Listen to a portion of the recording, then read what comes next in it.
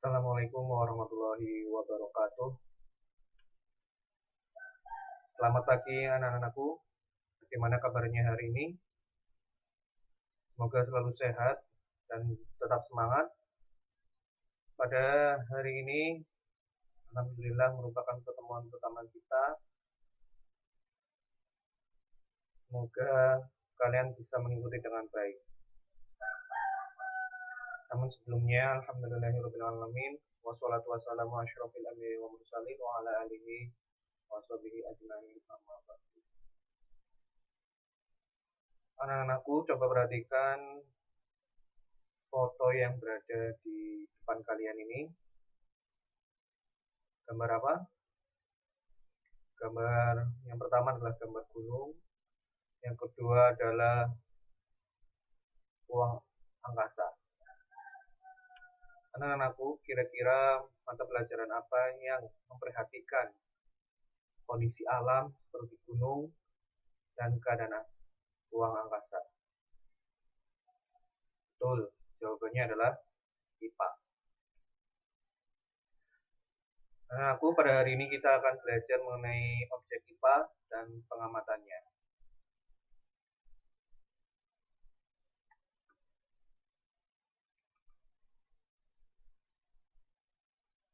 Nah, IPA, di sini kita timbul pertanyaan, bagaimana cara mempelajari lingkungan sekitar? Misalnya anak-anakku ingin mempelajari tentang hewan, apa yang harus dilakukan? Atau ingin mempelajari tumbuhan, apa yang harus dilakukan? Yang harus dilakukan oleh anak-anakku adalah melakukan penyelidikan ilmiah, selidiki, seperti detektif, melakukan penyelidikan. Di dalam penyelidikan ilmiah, kita melakukan apa?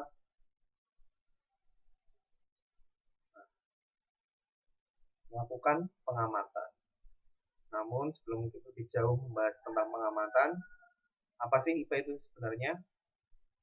IPA adalah ilmu yang mempelajari segala sesuatu yang ada di alam, baik yang ukurannya kecil sampai yang ukurannya besar, dipelajari oleh IPA. Dari benda mati maupun benda hidup. Dalam menemukan konsep IPA, para ahli atau ilmuwan tadi melakukan penyelidikan yang disebut dengan pengamatan. Contoh, Sir Isaac Newton. Dia menemukan konsep gravitasi karena melakukan pengamatan terhadap apel yang jatuh. Kemudian, Archimedes menemukan rumus Archimedes ketika dia mengamati air yang ia masuki ketika sedang mandi meluap. Nah, para ahli dalam menemukan konsep menemukan dengan cara apa? Pengamatan.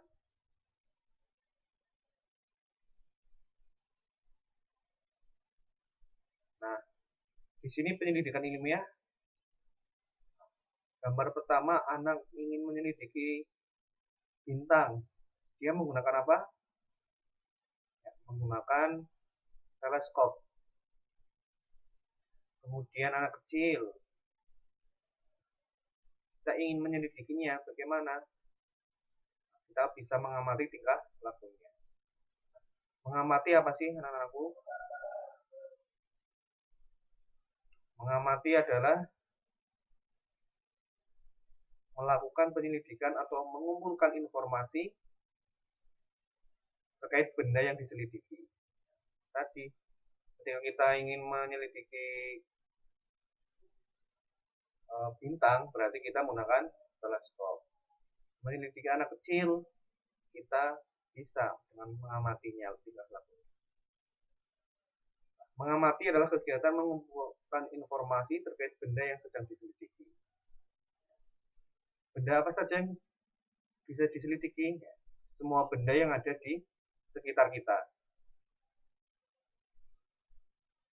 Selanjutnya adalah membuat inferensi, yaitu menjelaskan pola atau hubungan antara spek yang diamati, serta membuat prediksi. Setelah kita mendapatkan data-data, kita hubungkan antar aspek tersebut. Contohnya, mengamati pergerakan tumbuhan. Mengapa tumbuhan bergerak mengikuti arah datangnya sinar matahari? Berarti di sini ada hubungan antara tumbuhan dan sinar matahari. Setelah membuat pola atau hubungan, selanjutnya adalah komunikasikan. Kita sampaikan kepada halayak umum, kepada publik, apakah konsep yang kita temukan benar atau salah, bermanfaat atau tidak. Cara mengkomunikasikannya bisa dengan seminar-seminar, presentasi, atau dengan menulis jurnal. Ini tentang penyelidikan ilmiah. Ada berapa langkah? Mengamati, inferensi, dan mengkomunikasikan.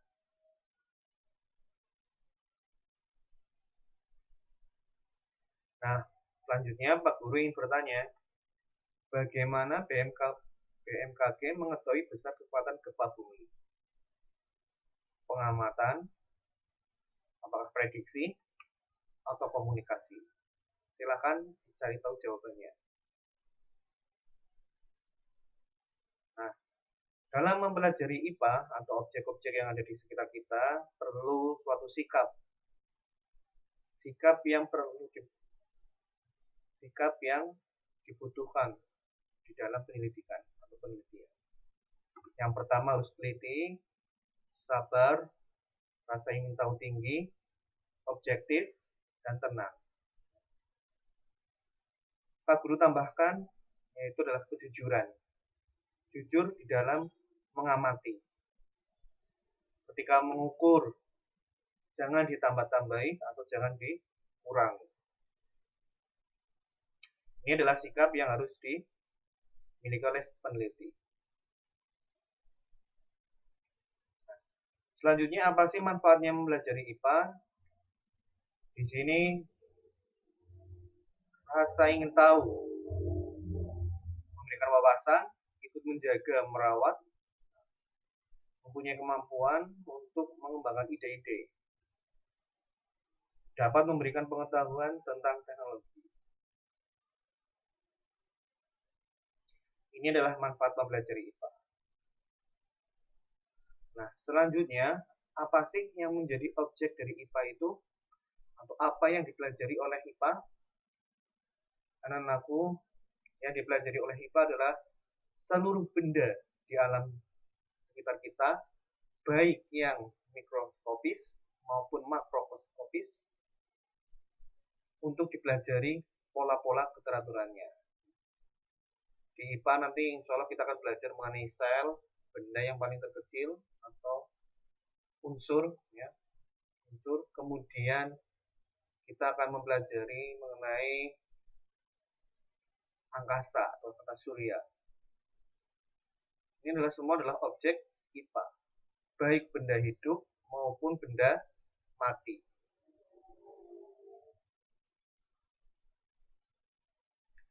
Nah, karena begitu luasnya objek IPA, maka IPA dibagi menjadi cabang-cabang ilmu yang lebih spesifik. Nah, kalian telah belajar fisika. Kemudian ketika berkaitan dengan tumbuhan maupun hewan, biologi. Selanjutnya ketika berkaitan dengan zat, berarti adalah kimia. Ini adalah cabang-cabang ilmu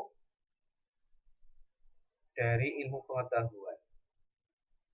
Ketika lebih spesifik lagi, maka biologi ini akan dipecah lagi menjadi ilmu-ilmu yang lebih spesifik cangkupan pengamatannya, seperti ilmu biologi yang mempelajari hewan, adalah zoologi,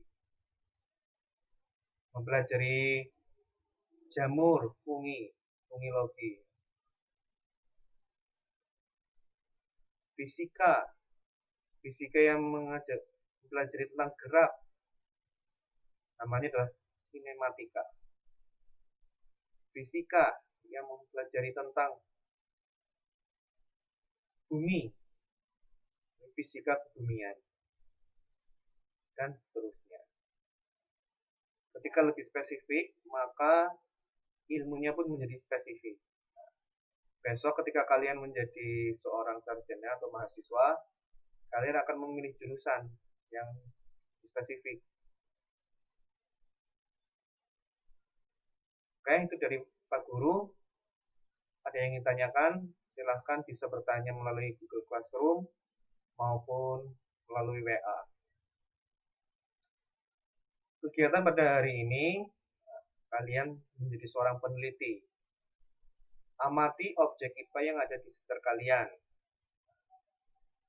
Objek IPA dapat berupa benda hidup maupun benda mati. Lakukan 10 kali pengamatan. Bebas. Mau benda mati semua boleh, benda hidup semua boleh, atau 5-5. 5 benda mati, 5 benda hidup, silahkan. Kemudian tulislah hasil pengamatan pada tabel berikut. Objek IPA, contohnya meja. Warna meja apa kira-kira anak-anakku? Ya, misalnya coklat. Kalian ukur. Berapa ukurannya? Panjang berapa menggunakan penggaris? Lebar berapa menggunakan penggaris? Atau tingginya? Tinggi juga bisa ya. Kalian bisa mengukur tinggi. Selanjutnya setelah diukur, kalian deskripsikan. Meja berbentuk persegi panjang, digunakan untuk menulis dan sebagainya. Silahkan tugas ini dikumpulkan hari ini agar kalian berlatih menjadi siswa yang berdisiplin tinggi. Kemudian jika ada yang ingin tanyakan, kalian bisa melalui grup WA maupun di Google Classroom ya. Karena hari ini adalah waktu pembelajaran kalian untuk kegiatan atau untuk mata pelajaran IPA. Baik, itu dari Pak Guru. Selamat belajar. Terima kasih. Wassalamualaikum warahmatullahi wabarakatuh.